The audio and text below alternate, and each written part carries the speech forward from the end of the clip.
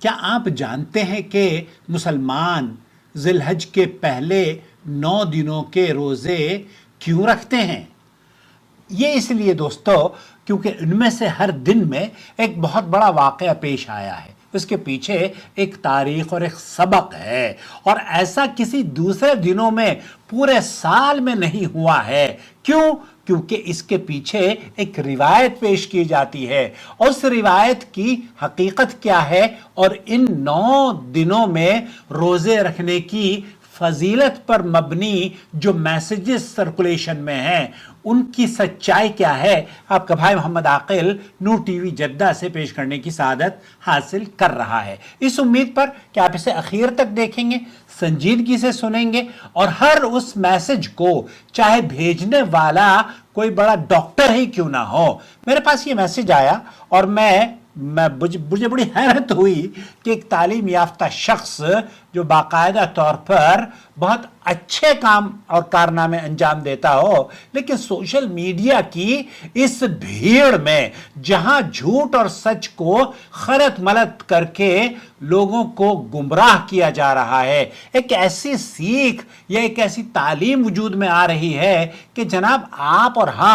ہماری عقلیں یہ مفلوج کر رہی ہے سوشل میڈیا۔ ہم سوچتے ہیں کہ جناب یہ تو بہت بڑے عالم یا بہت بڑے مفکر کی طرف سے لکھا ہوا میسج ہے، کیونکہ عربی میں لکھا ہوتا ہے کہ لماذا نصوم التسع ایام الاوائل من شہر ذی الحج، ہم کیوں روزے رکھتے ہیں ان 9 ذی الحجہ کے شروع کے ایام کے۔ اس میں تو کوئی دو رائے نہیں کہ قرآن کریم اور نبی کریم صلی اللہ علیہ وسلم کی احادیث کے مطابق ما من ایام یہ کوئی دن ایسے نہیں ہیں جس میں نیک عمل اللہ تعالیٰ کو ان 10 دنوں سے زیادہ محبوب ہوں۔ یہ دن دنیا کے دوسرے جتنے بھی ایام ہیں، حتیٰ کہ رمضان المبارک کے جو روزے کے یا عبادات کے دن ہیں ان سے بھی یہ افضل ہیں، اور ان دنوں میں کیے جانے والے نیک اعمال اللہ کو تمام دنوں سے دوسرے تمام دنوں سے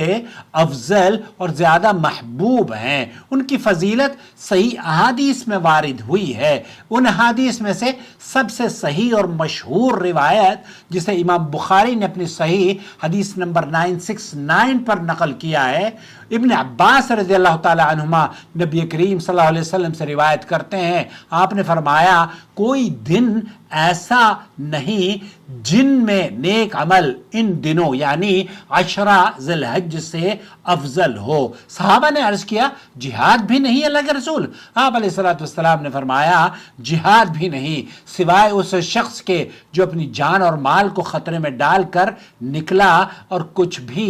واپس نہ لے کر لوٹا۔ جہاں تک ان دنوں میں روزہ رکھنے کا تعلق ہے تو روزے بھی نیک عمل کی ایک قسم ہے، بہترین قسم ہے۔ خصوصی طور پر ان تمام دنوں کے روزے کی فضیلت بھی احادیث میں وارد ہوئی ہے۔ چنانچہ ابو داؤد نے اپنی سنن میں، امام نسائی نے بھی اپنی سنن میں نبی کریم صلی اللہ علیہ وسلم کی ایک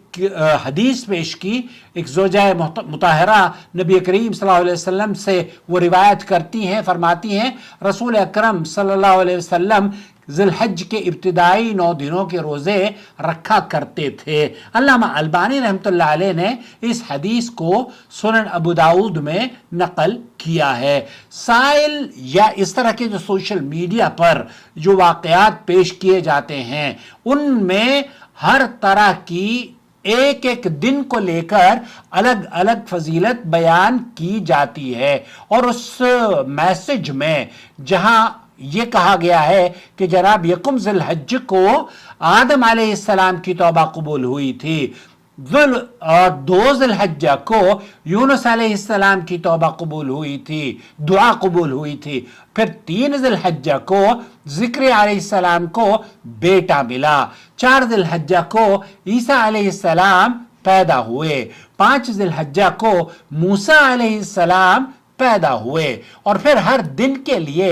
مخصوص فضیلتیں اور بڑے بڑے ثواب بیان کر کے سوشل میڈیا پر اس طرح کے میسیجز سرکولیٹ کیے جاتے ہیں، یہ سب صحیح احادیث سے ثابت نہیں ہے دوستو۔ جو واقعات، جو من گھڑت چیزیں، جو قربانی کی احادیث بھی فضیلت والی آپ کی خدمت میں مختلف سوشل میڈیا کے پلیٹ فارم پیش کرتے ہیں، بغیر تحقیق کے آپ کو ہمیں ان اعمال کو یا ان فضیلت والے دنوں کو صحیح احادیث سے جو ثابت شدہ عمل ہیں انہیں ہی ہمیں اختیار کرنا چاہیے۔ یہ بات صحیح ہے کہ ذی الحجہ کے پہلے 10 دن بہت عظیم اور نہایت ہی اہم ہیں، لیکن یہ جو میسیجز پیش کیے جا رہے ہیں کہ جناب پہلے دن آدم علیہ السلام کی توبہ قبول ہوئی، دوسرے دن یونس علیہ السلام کی دعا قبول ہوئی، تیسرے دن زکریا علیہ السلام کی پیدا ہوئے، 7ویں دن جہنم کے دروازے بند ہوئے، اور ہر دن کے ساتھ عجیب و غریب ثواب لکھ کر آپ کو متاثر کیا جاتا ہے کہ آپ روزے رکھیں۔ دیکھیے، مقصد چاہے آپ کا کتنا ہی نیک اور بہتر کیوں نہ ہو، لیکن جو راستہ، جو طریقہ آپ نے اپنایا ہے، آیا وہ قرآن و حدیث سے مطابقت بھی رکھتا ہے؟ ہم تبلیغی جماعت والوں سے یہی تو اعتراض کرتے ہیں کہ بھائی اس نصاب میں علم غلم آپ بھی ادھر ادھر کی باتیں جو جمع کی گئی ہیں انہیں نکال کر صرف قرآن و حدیث کی باتیں آپ لوگوں تک عام کیجئے، یہ تو احسن عمل ہوگا۔ لیکن آپ صحیح احادیث بھی اس میں پیش کر دیتے ہیں، اور نبی کریم صلی اللہ علیہ وسلم کی جو صحیح بخاری اور مسلم کی روایات ہیں اس کو بھی نقل کر دیتے ہیں کہ یہ ان ایام کی فضیلت میں یہ حدیث وارد ہوئی ہے، اور ساتھ ہی ساتھ ایسے واقعات اور ایسے اقوال اور ایسی فضیلتیں جن کا ثبوت صحیح احادیث میں نہیں ملتا وہ بھی آپ پیش کر دیتے ہیں۔ تو اسے کہتے ہیں کہ دین کے میسیجز کو خلط ملط کر کے آپ لوگوں کو غیر شعوری طور پر یا شعوری طور پر، میں نہیں سمجھتا کہ کوئی شعوری طور پر اس کام کو انجام دیتا ہوگا، لیکن غیر شعوری طور پر بھی آپ کیا گمراہی نہیں پھیلا رہے؟ ہاں، یہ گمراہی ہے۔ کیوں؟ اللہ کے رسول صلی اللہ علیہ وسلم نے فرمایا ہے من کذب علی متعمدا فلیتبوأ مقعدہ من النار۔ نبی کریم صلی اللہ علیہ وسلم کی اس حدیث کے مطابق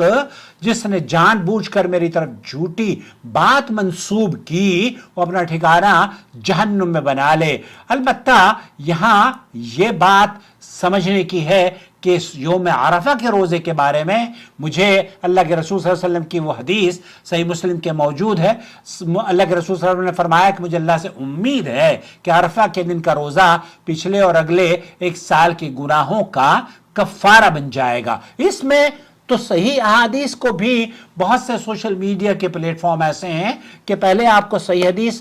شروع میں دے دیں گے یا اخیر میں دے دیں گے، اور بیچ میں ایسی